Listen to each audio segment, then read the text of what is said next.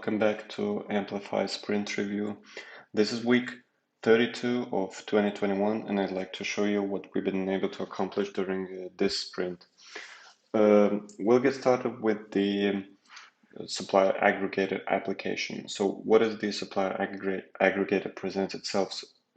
In a nutshell, it allows, it's a type of user that will allow to collect data from suppliers and buyers and pass it over to the factor so that the factor can review it and probably give a loan for against that data. So the data comes through an application form. This application form needs to be fulfilled, and I'll show you exactly how to do it right now. Once the application form will be submitted, I will show you what happens on the factor side, because these two of course are linked together. So let's get started. As you can see, I'm here on the same domain, stage.ampt.tech. The only difference for now is that I'm logged in as a different person. So in comparison to the previous review, I was logged in as a factor role. Now I'm logged in as a supply aggregator. And you can see the wallet over here. I'll make sure to point the different wallet when I'm switching to the factor application or the factor view, let's call it like that. So we're here in the supplier aggregator. We can see that we already have some existing applications. Some of them have the status draft, some of them are approved, some of them are rejected. You can see different data. The draft applications, of course, they are missing some data, and you're going to see that thing as we progress with our own application right now. That's what we're going to do. So let's get started. We're going to click on the new application button, and we're going to land on the application form. So the first step is to select the supplier. Of course, I can select from existing contacts. The contacts can be found over here. I will make sure after the application form is submitted, I'll show you how the contacts are working. But generally, I can select from existing contacts or create a new contact. For the sake of this video, of course, I'll go through the creation of a new contact so that you can see everything in the details, what happens in the contact creation.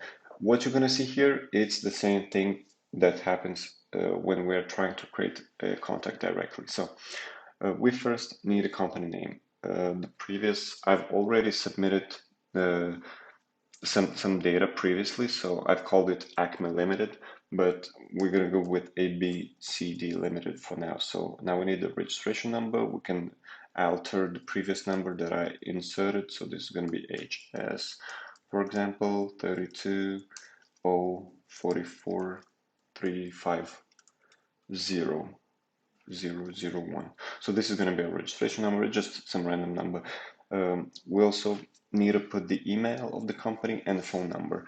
I can also put the fax if that's available, and the website, of course, if that's available. So consider our website is going to be ampt.io. So I'll just input https ampt.io. So this is going to be our website.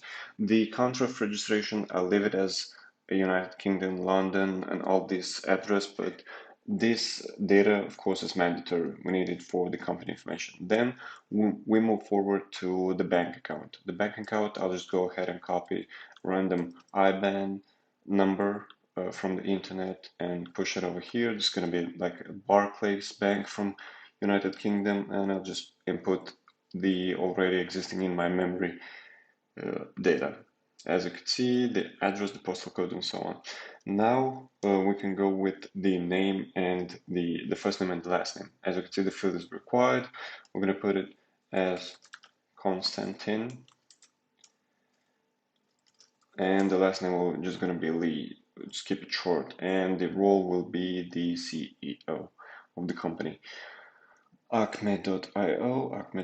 Okay, everything is fine. The phone number, we have a phone number over here. Of course, this is the personal phone number of Konstantin. We're gonna go ahead with something like 6935, something like this.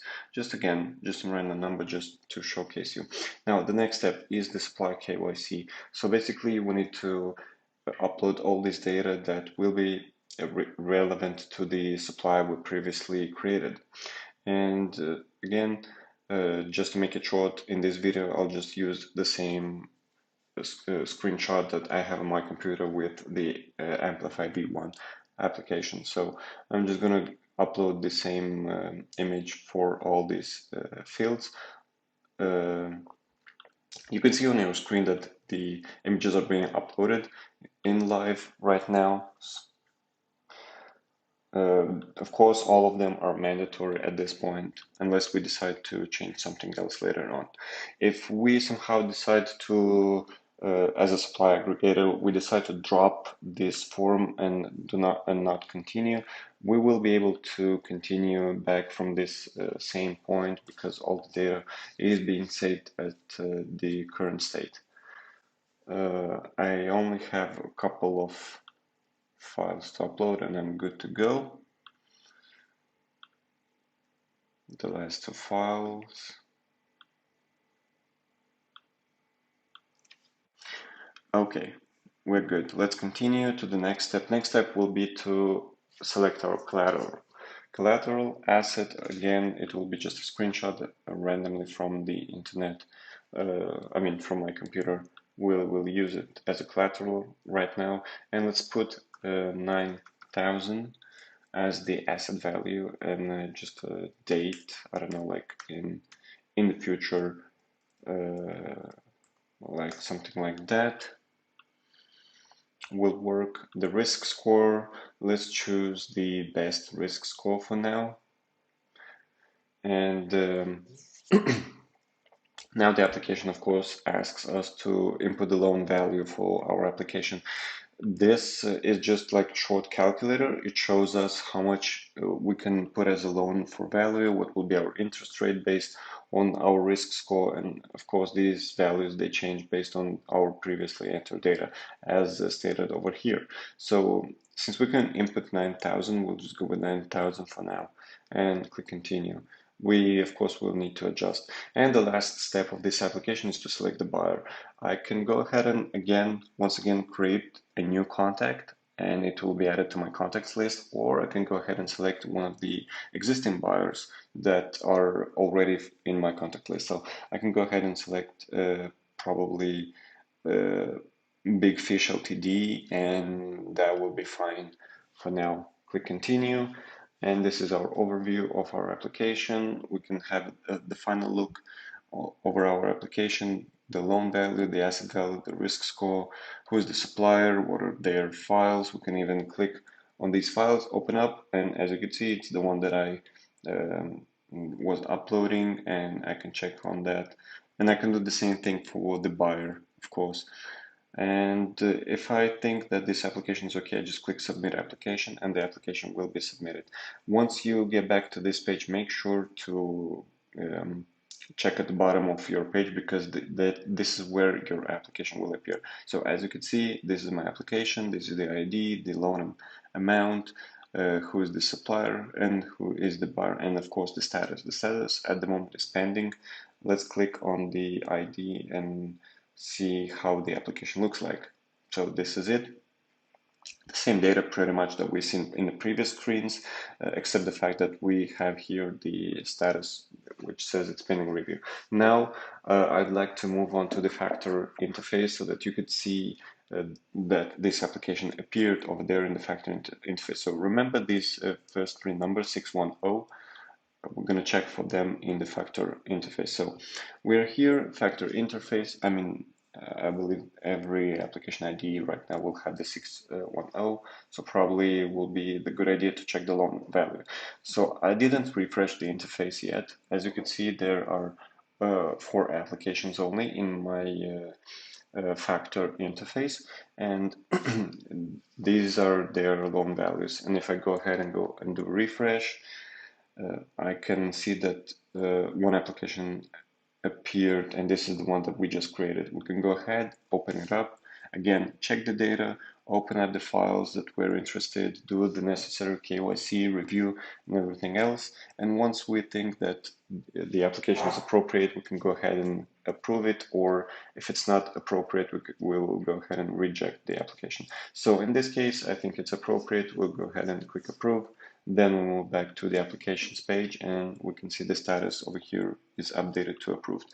And moving on back to the supplier aggregator page, let's do a reload on this one to check if the status has been updated. And yes, the status has been updated to the application approved. So this is basically the link between these two users. They're using the same application in the background, meaning like it's the same domain, but based on their different roles, they have different access to different sides of the same application. And as you could see, in the demonstration, that was how they're going to communicate. And that's how supplier aggregator are going to pass the information to the factor. And then factor, of course, make their own decisions based on what they see. Now I'd like to show you the last thing that we accomplished, which is the contacts page. Obviously, you already are familiar with the contact creation process because you saw it during the application. Over here, you can see all the previously created contacts. We just open up ABCD Limited that we created last time. We can see here the data that we added and the primary person with the bank account and so on and so forth. If we go back to the contacts, and we create a new contact, again, we will have to input the same amount of data that we previously did during our application creation. We can, of course, if, for example, you as a supplier aggregator, you know all the contact information in the first place, but you do not have some other information, you can go ahead and just create a contact if that's required. It's up to you to decide what you are going to do first. Go ahead with the application or the contact. And as I mentioned previously, the application that are not being finished there, and you're, for example, exiting at a certain point, or they will be transformed into a draft status, and you can continue the application at any point you want. You can do that by going and clicking on the three dots over here and click Edit Application, and you automatically will land on the last step where you left. In this case, for the application that I just opened, it's the supplier KYC, so I need to put the data for the supplier KYC. That's probably it, guys, for this sprint. Thank you very much for your attention, and I hope you to see in the next one with some more interesting stuff. Thanks. Talk to you. Bye bye.